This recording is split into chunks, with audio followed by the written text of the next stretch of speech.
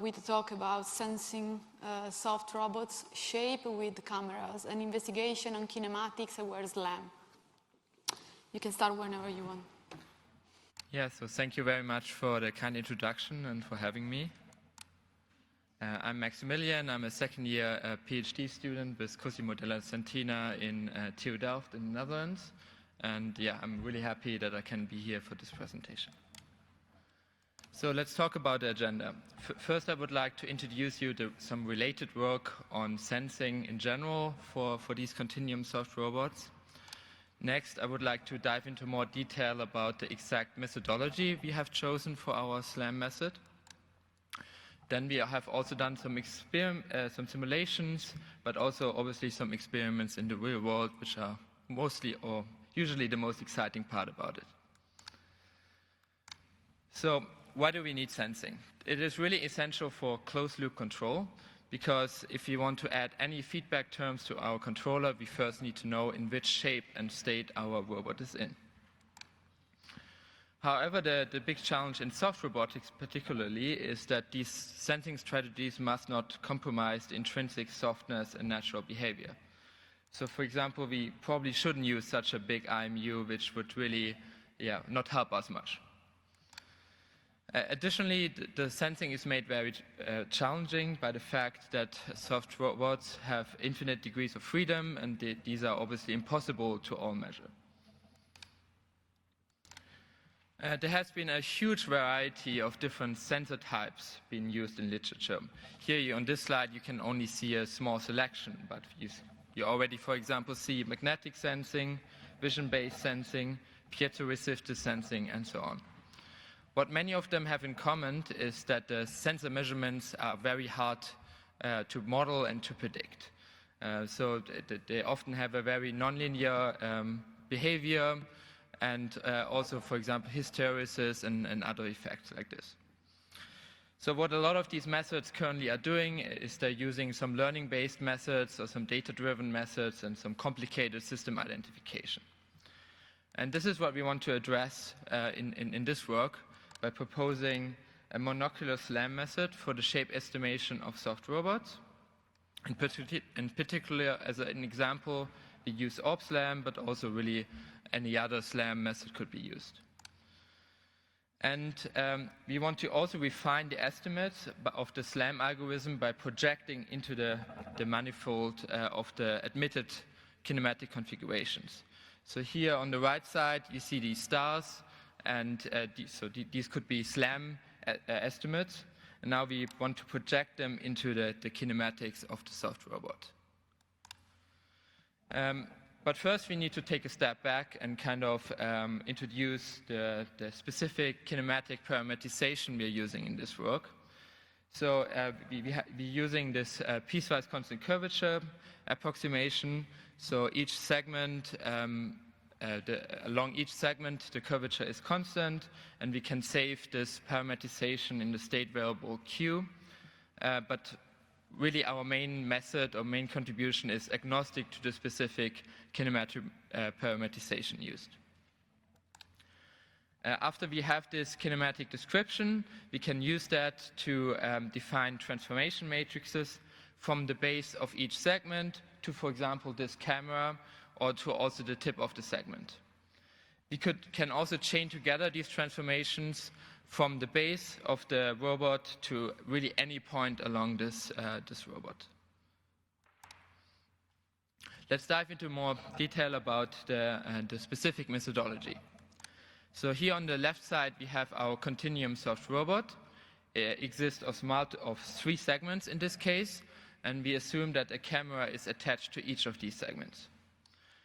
On the right side, we have our kinematic description of the soft robot. So what we want to achieve is we want to estimate the curvature of each of these segments of the soft robot.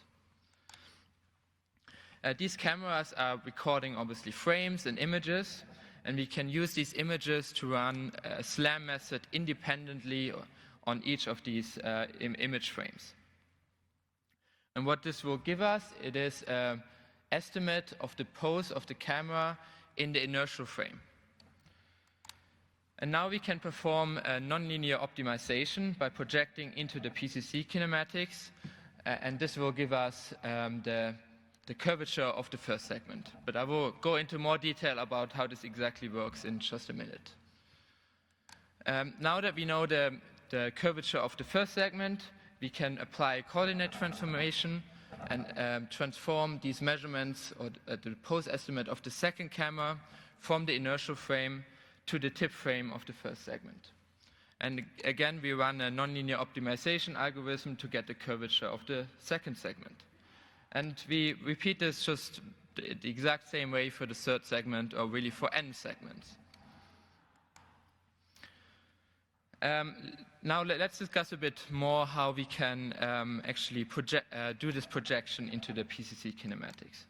So we have an objective function, and what we want to optimize is the estimated configuration of the soft robot, which we describe as Q hat.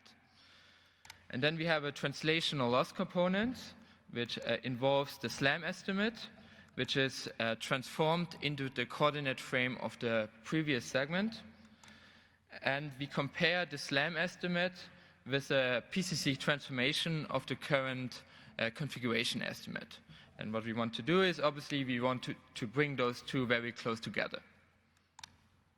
We also have a rotational component, which is weighted with a trade-off parameter.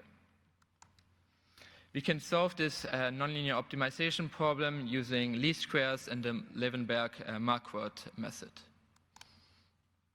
So first we conducted simulations, and here we defined trajectories, and we defined the trajectories in such a way that they behave according to the constant curvature kinematic model.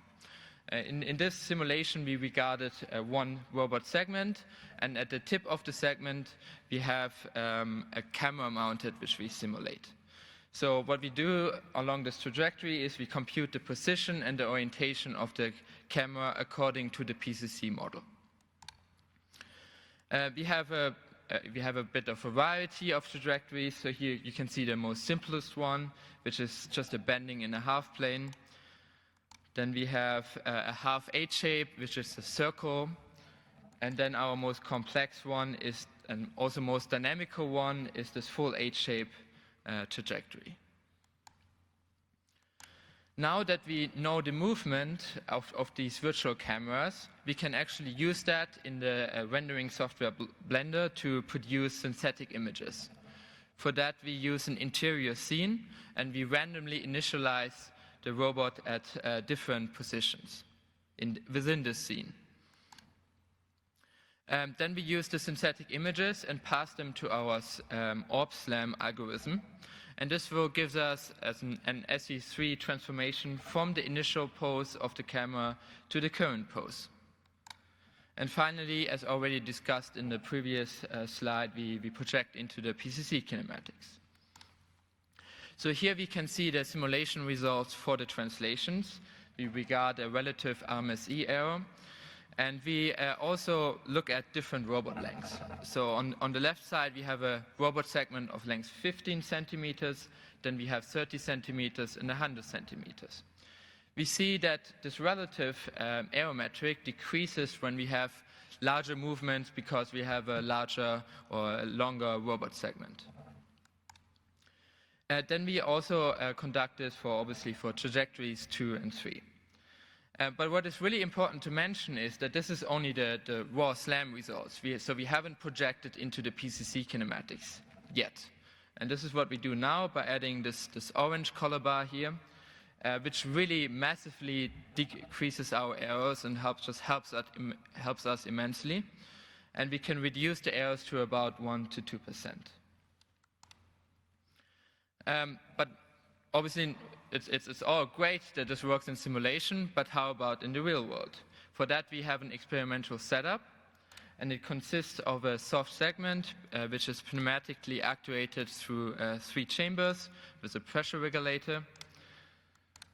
We also have a motion capture system, which is tracking a bunch of markers attached to the tip of the segment.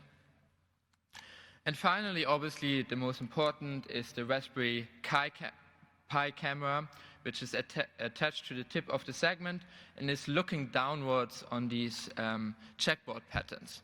So this guarantees us that our SLAM algorithm has access to a feature-rich environment. So here you can see some videos of our experiments. In the upper row, you see the external view of the experiments of the robot, and in the lower row, you can see the actual camera frames which are passed to the SLAM algorithm. We have the experimental results where we compare to the ground truth data from the motion capture system.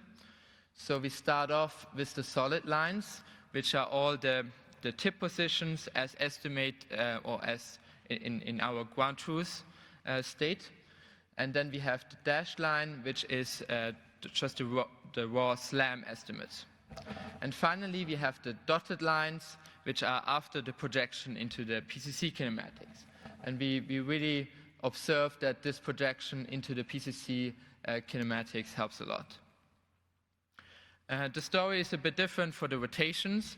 So here we observe that the dotted and the dashed lines are really just right above each other. So there we don't really see a big improvement by projecting into the kinematics. But we already see quite low error rates for these rotational estimates. So in conclusion, we propose to use a monocular SLAM algorithm to estimate the shape of a soft robot. We combine that by regularizing the SLAM estimates by projecting into the manifold of admitted kinematic parametrization. And we conducted both simulations and lab experiments with a one-segment robot. We observed that the nonlinear optimization leads to significant improvements for translations and some marginal improvements for the rotations. And for future work, we would like to extend the experimental validation to multiple segments and improve the SLAM by feeding back the optimized configuration estimate into the SLAM algorithm. And finally, obviously, what we set out to do at the beginning is to do some closed-loop control. We haven't shown that here yet, but that would be also something very, very nice to do. Yeah, so thank you very much for your attention. I would like to especially thank Emanuele, who was a master student in our group a few months back, and he did a significant portion of this work. Thank you very much.